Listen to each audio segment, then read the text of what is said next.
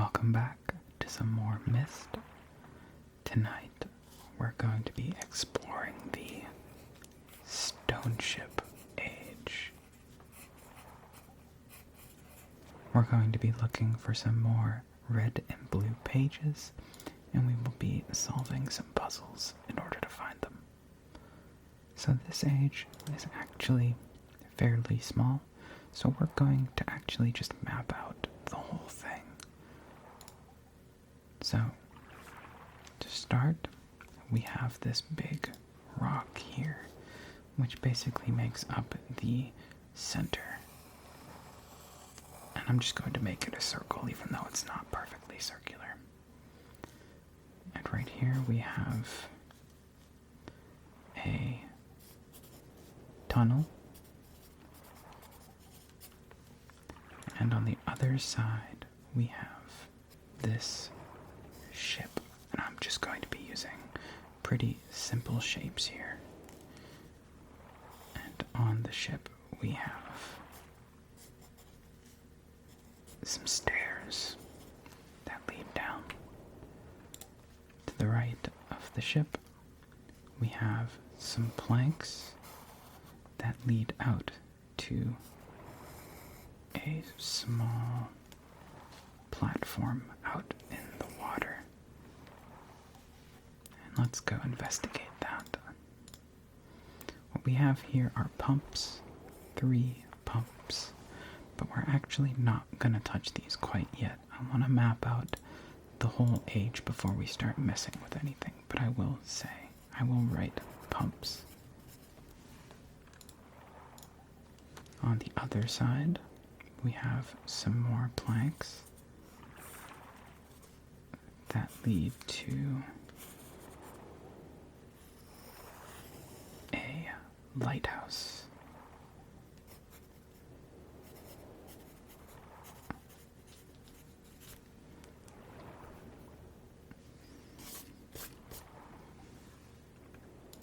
And let's go to the lighthouse. We can see the lighthouse is flooded with water, and we've got a key here on a chain. So let's just put a little X here. Key. And if we look up, there's a hatch with a lock.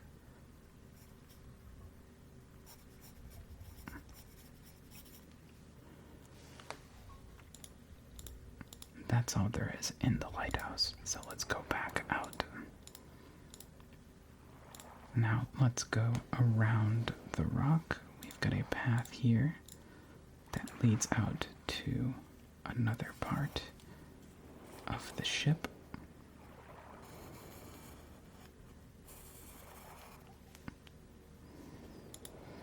There's nothing out here on the ship, but if we turn around, there is another tunnel.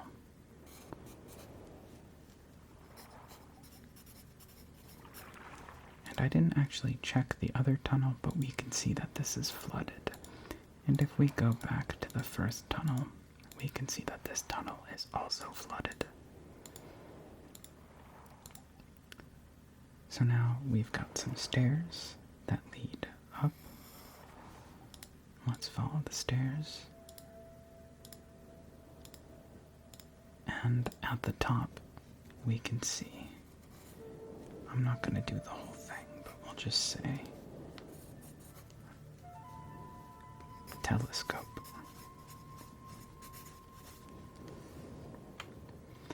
And that's pretty much all of the important things mapped out. We can look through the telescope. We can see a compass. And we can look around the age, but there is not anything of note. We can see the top of the lighthouse here, but besides that, it's pretty much just rocks. Oops, I didn't mean to quit out, but we'll just look to see what we missed, although we really didn't miss that much. It was just more rocks. Okay. So let's go back down. And if we look inside the ship, it's also flooded. So the ship, the tunnels, and the lighthouse are all flooded. And that's going to be important. Let's go over to the pumps. And let's start by pressing the first pump.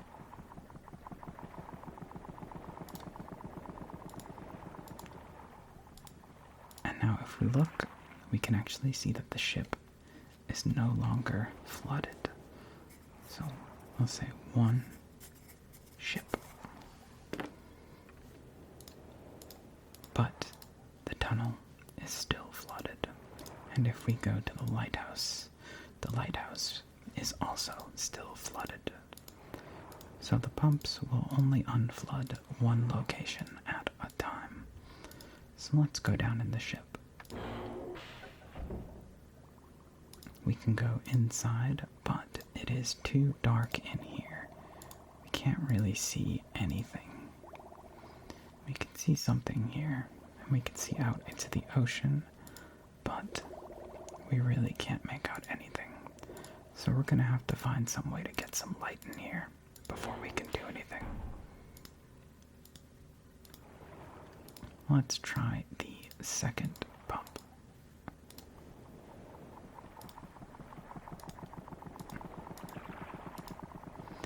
And so the ship is flooded again, but now the tunnel is unflooded.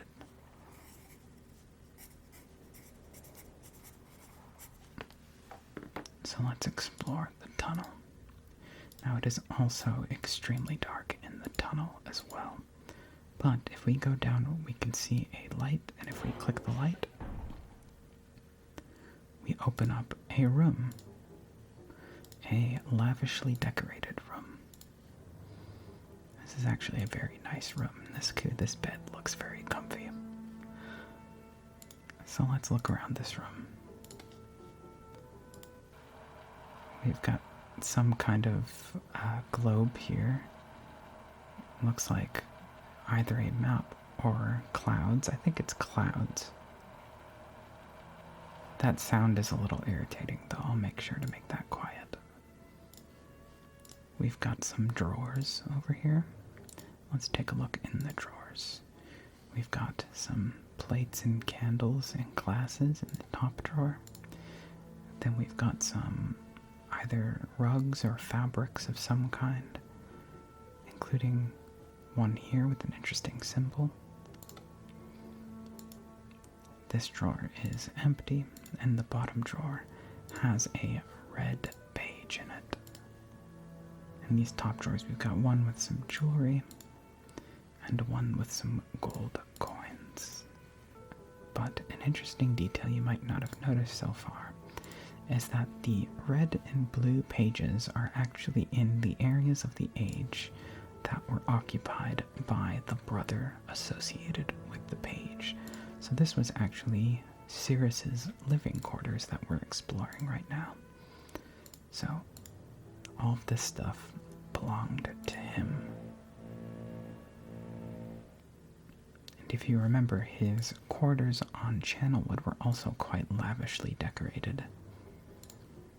And Akinar's were very bare bones. He had almost nothing in his room except for the device, the imager device.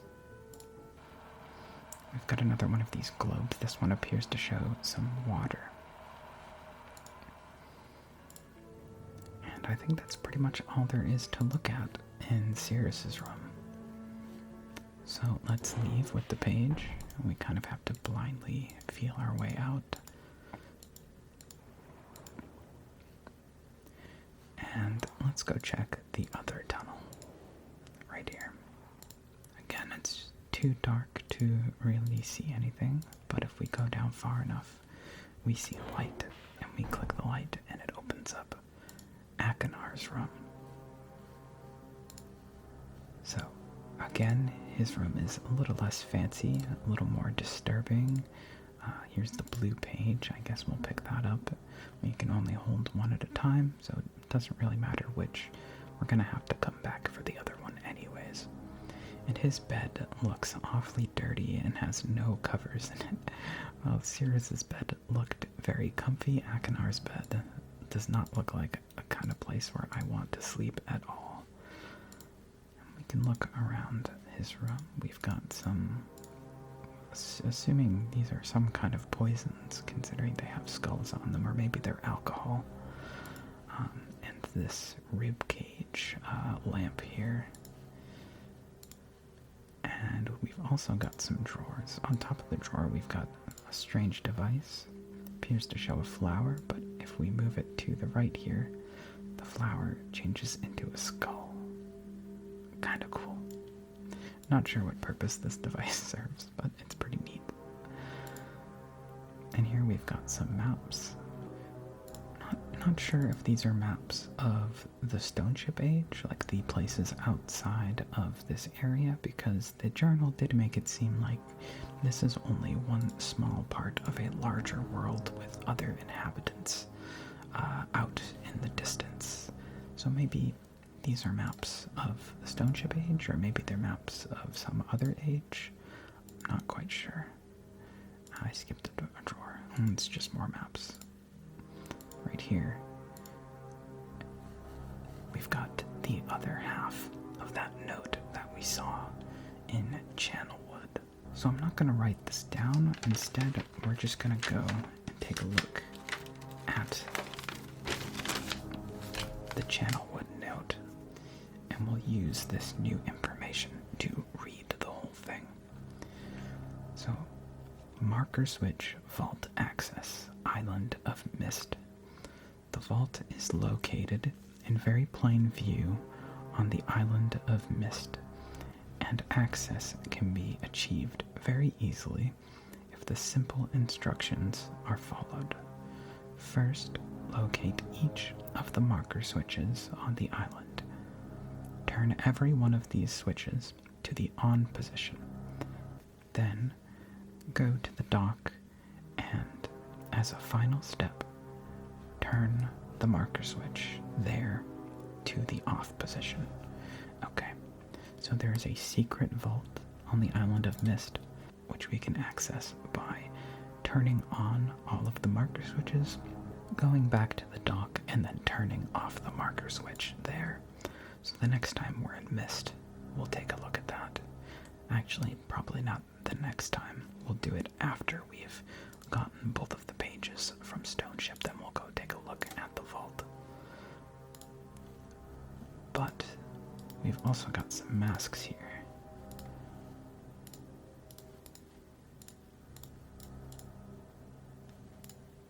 And besides that, I don't think there's anything else to look at in Akinar's room.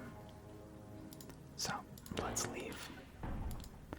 So we've got the page, but we still need a way to get back to Myst, because we linked in right over here. There's no Myst book in sight, so we need to figure out where the Myst book is. But we've explored everything we can, so let's go back to the pump. And let me switch back to the other page.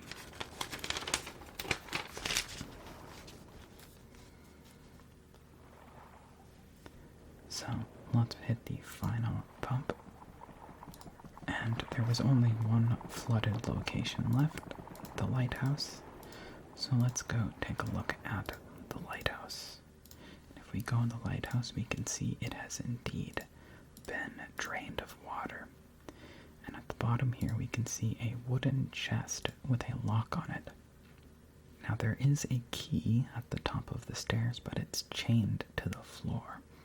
So if we can't get the key down here, we have to get the chest up there. Now it is a wooden chest, but it was not, it was not floating. It was stuck at the bottom. Well, if there is a valve right here, and if we turn the valve, we can see that the chest was actually full of water, and now we've drained all the water. So let's now go back turn the pump back to one of the other switches so that we can fill the lighthouse back with water.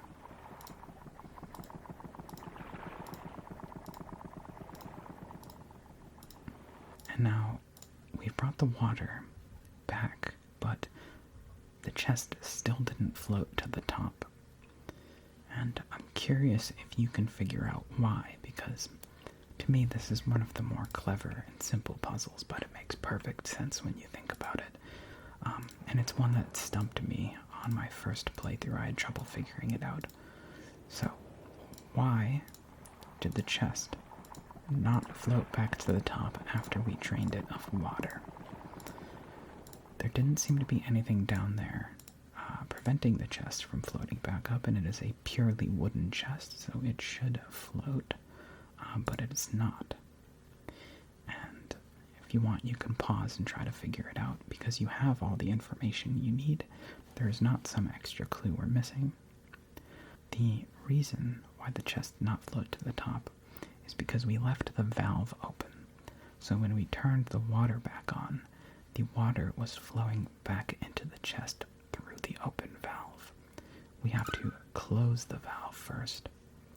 And now, when we turn the water back on, it should float to the top.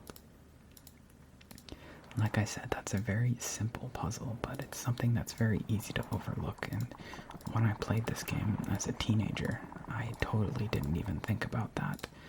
And there it is. The chest has now gone all the way up to the top. We can use the chained key to open the chest, and inside the chest there is another key which is not chained. We can use that key to open this lock right here and unlock the hatch into the lighthouse. So now we're in the lighthouse. We've got a crank and a battery. So let's turn the crank. We'll turn the crank a little, and then we'll take a look at the battery, and you can see the battery has filled up a little bit. So let's keep turning the crank and fully charge the battery. I believe it takes like 5 or 6 cranks to get the battery up to full.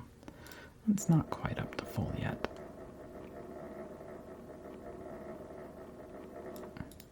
There we go. Okay. Let's leave the lighthouse. And now that we've charged up the generator, we can see the lights have turned on in the tunnel. Before we go in the tunnel, let's actually drain the ship. Now we can see there are some lights on in the ship, but if we actually go down into the ship, there are no lights in here, so we still can't see in the ship. So let's go in the tunnel instead. Now we were already able to look in the tunnel and explore it, even with the lights off. But keep your eyes peeled for anything that we might have missed. And you might be able to see here, it's a little hard to see, but there's actually a panel in the wall. And if we click the panel, it opens up, and there is a secret passageway in the tunnel. And it leads to a mysterious room underwater with a compass in it, and there are a number of little switches around the perimeter of the compass. So let's just click one of them randomly because we don't know what any of them do. And it looks like we did not do whatever we were supposed to be doing. There's an alarm going off. All of the lights have turned off. Let's go down this way. This is actually the other hallway.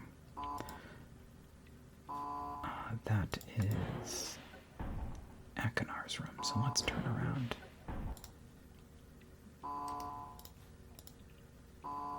And we're actually gonna leave. So whatever we did there, it was not correct. Let's go back to the lighthouse and turn the power back on. Because if we look, the battery is now drained again. So let's turn the light back on. And is that enough? Not quite, but that should give us enough time to do what we have to do. Now, the gizmo that we were interacting with was a compass, and we need to figure out which button to press. And so, was there anything else in this age that might give us a clue as to what we are supposed to be doing with that compass? And there actually was, if you remember, there was the telescope. Now, there wasn't anything really of note in the telescope before, but let's give it another look. And now we can actually see that now that we've turned on the lighthouse, the top of the lighthouse is flashing, and it is at exactly 135 degrees. So, let's go back down into the tunnels. We'll go to the compass, and we'll push the button at 135 degrees. So back into the secret passage, let's take a look at the compass.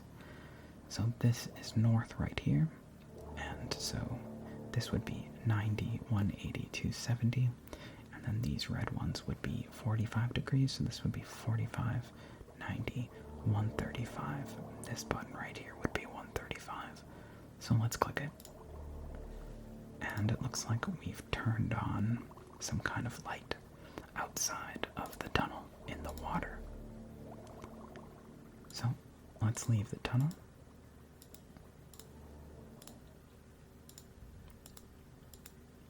And that light was kind of coming from this direction. So let's drain the ship. And if we go back down into the ship now, we can see there is actually a light shining in from outside the ship. And we can now see down here. And there doesn't seem to be anything. It seems empty, but if we click on the table,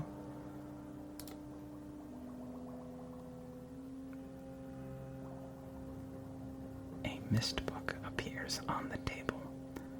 And now we can click it and use it to go back to the library on Myst.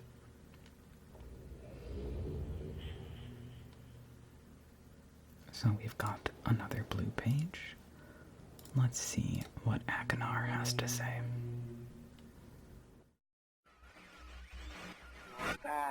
Good. Still more blue pages, you father. Bring more. I must have some more. All I ask of you. Long. It's so long since my brother, Sirius, wrongfully imprisoned me within this book. Stupid schemes. Pretty speech. Greed, which is endless. It should be perfectly obvious to you. He's done evil and he has destroyed all before. Do not bring the red pages to him. Not let him trick you. He tricked our father. Hideously murdered our father. He'll trick you. He'll murder you. Don't touch the red pages. I beg you to bring the blue pages to me. Listen, you must obey me. Blue pages are my only hope. You must help me. You must help me.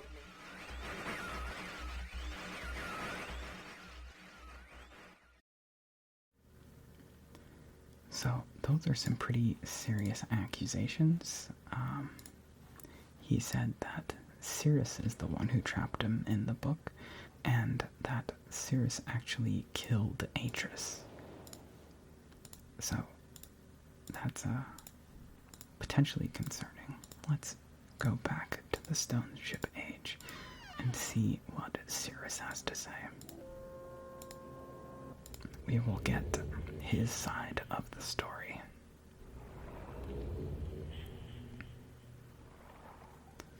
Now, the lights have turned off since we were last here, so we do have to go back into the lighthouse and turn the lights back on one more time. And that should be enough.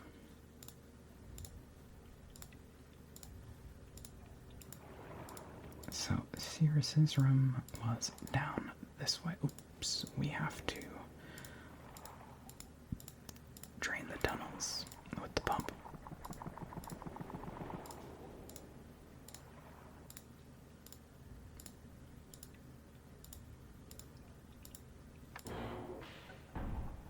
And the page was in the drawer.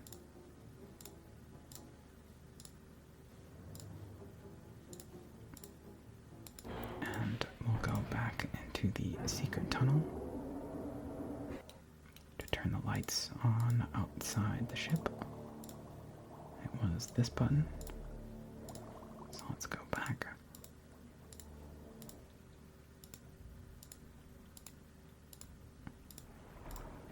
And drain the ship once again.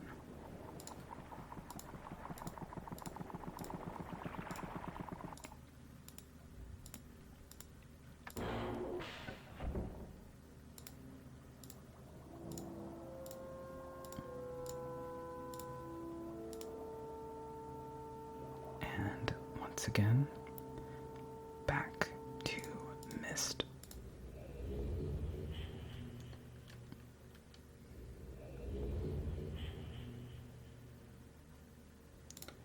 And let's see what Sirius has to say.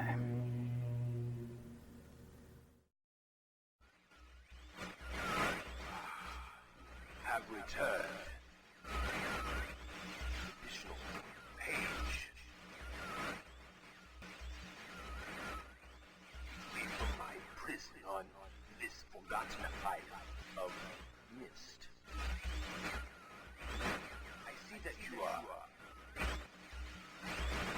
I am called Sirius. I need all the red pages. I know. Must search and bring 2 more for the red pages. I am released. I promise. Don't touch the blue pages. That is where my brother. For my wicked brother. He is a man of distorted mind and senses. He disgusts me. Do not release Mackinac. Thirst for destruction is not never ending. Bring the red page. May you please release me from this prison. I promise you will be greatly rewarded. You must help me. Help me.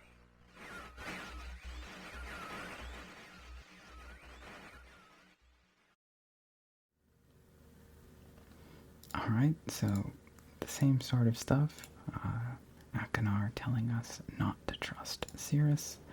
Sirius telling us not to trust Akinar. But that is it for the Stoneship Age. So it's time to start the next age. So the next thing we're going to do is the gear. So we'll rotate the tower to face the gear. We'll open the secret passage again.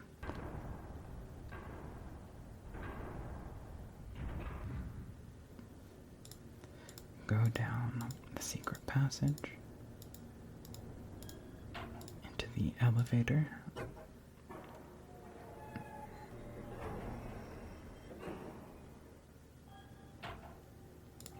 And if we go up the ladder, we can see the gear. Let's go around the back. And we have our next clue, our next access key.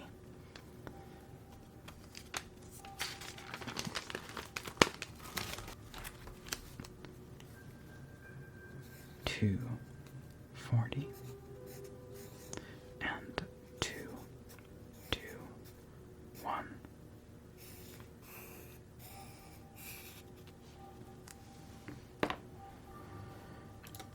So, let's go back to the library.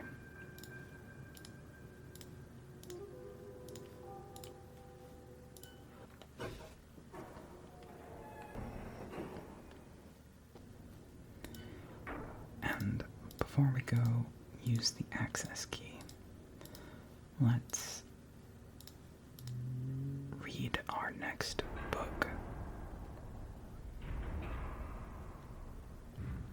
As usual, I will put a timestamp if you want to skip past the book and go straight to the puzzle solving. But we are going to be reading this book here with the gear on it. Before arriving in this age, I was determined that it would be a journey to a world very different from my previous adventures, and it was. The sky here is dark and gray, and incessantly displays flashes of lightning in the distance. I met a very old man with a long beard and hair that hangs to his waist. He is very feeble and has trouble even moving. This man has obviously been through very many things in this strange world, and I have learned many things from him. He has told me an interesting story of this world's history. Years ago, he told me, there was a beautiful city that rose up out of the water. It housed many people inside its walls, and the people had everything they wished for. The city was surrounded by 3 high hills, which rose higher than the city.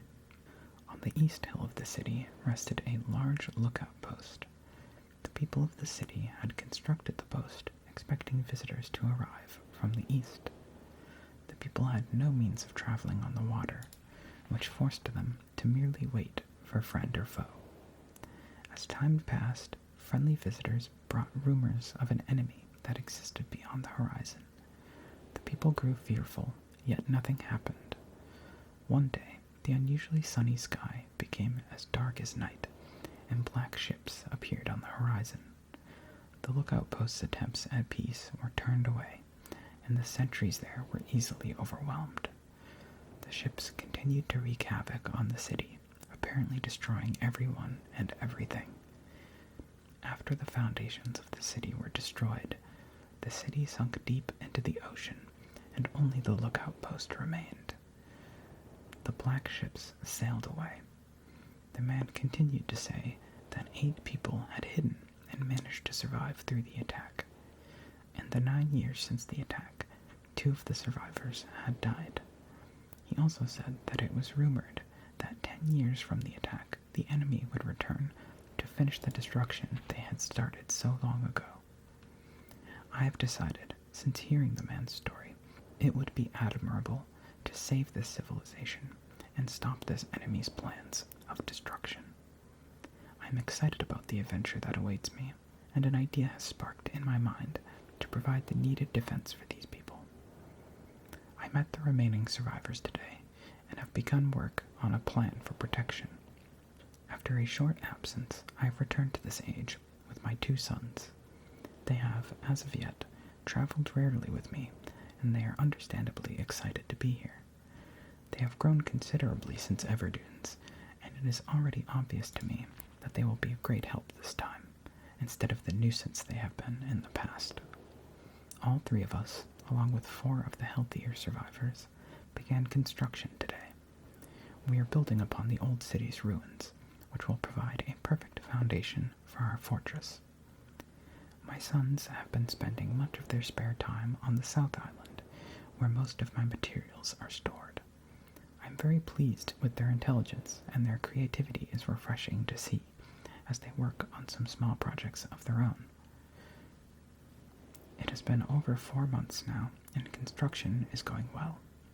My sons love the world, except for its gray sky. They detest the gray sky, and tell me many times that they wish the sky here were like the blue sky in Myst. The old man I first talked to tells me that the enemy is due in 4 months. I feel we will be ready when the time comes. The man reminds me of Emmett in many ways, and I often wonder how Emmett and his people are doing. If you don't remember, Emmett was mentioned in the Stoneship Journal. It has been 6 months of work, and we have finally finished the fortress. It rests between the 3 hills, which are now only islands due to a rising water level that the people experienced after the attack. Inside the fortress, I've designed a most intriguing device.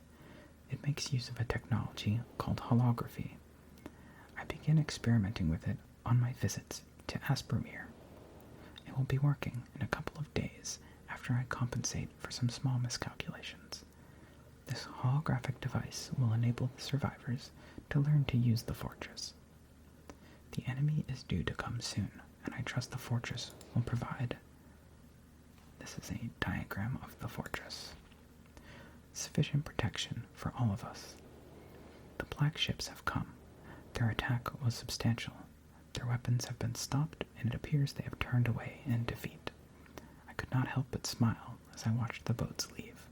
Here we've got the insignia of the black ship, and we can actually see this symbol matches the symbol that was in Cyrus's bedroom on Stoneship. Last night, we had a small celebration, and the old survivors danced their dances of old. My sons did not understand why the sky had not turned back to its original blue. The old man told them that the storms would never end until the enemy was destroyed. I assured my sons that a blue sky was not worth the risk of death, and they seemed to hear me. I've had a healthy adventure and have begun to work on a new book. Once again, I must leave a familiar age in search of a new universe I have begun. But first, I will have an extended time with Catherine, whom I miss very much. I must also return to the people of the Tide. I believe in my travels I have found a substance that will ease the pain of their bone ailments that they have long endured. I hope to return to the mechanical age one day and find the population growing and my fortress still strong. Though the sky may always be black, I am confident the people here feel a heavier darkness has been lifted from their shoulders. And that's it for this book. That one was a little bit shorter than the other ones, but still an interesting story. So now, let's get to the mechanical age. So the clues we got were 240 and 221. Now 240, one of the mechanisms on Myst that we've seen so far and played with just a little bit was the clock tower.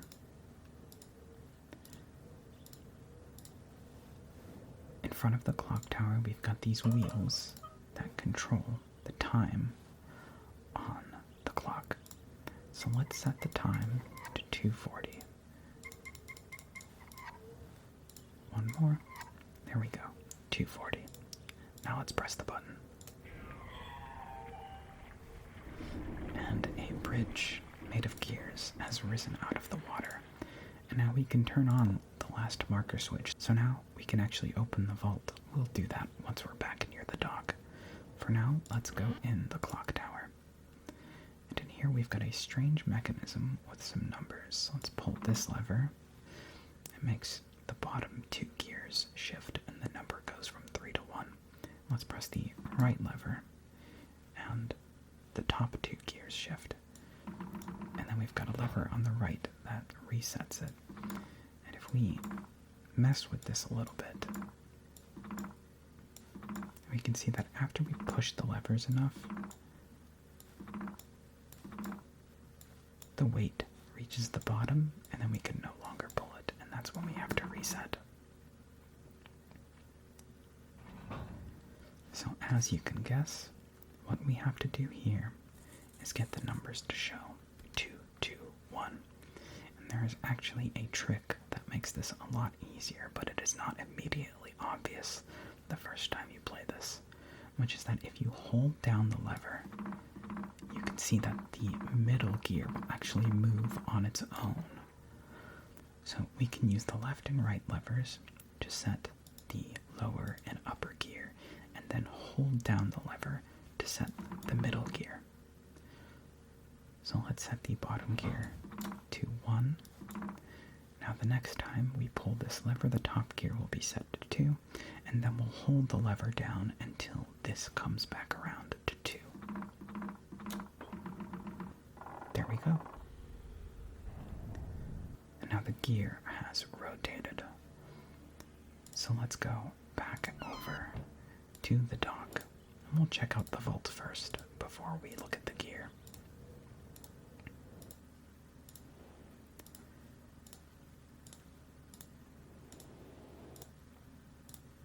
And we can actually see the gear has moved. But before we look at that, let's look at the marker switch here. The note said to turn all the switches to the on position and then flip this to the off position.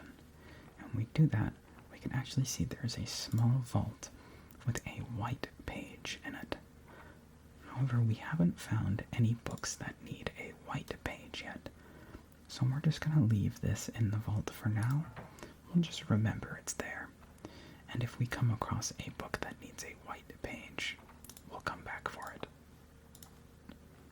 In the meantime, let's come up here to the gear. We can see that the gear has opened a compartment with a book in it.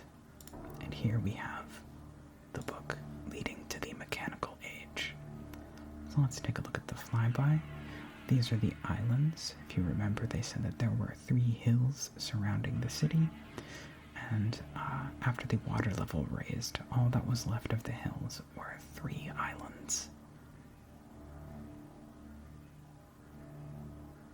So, let's go in.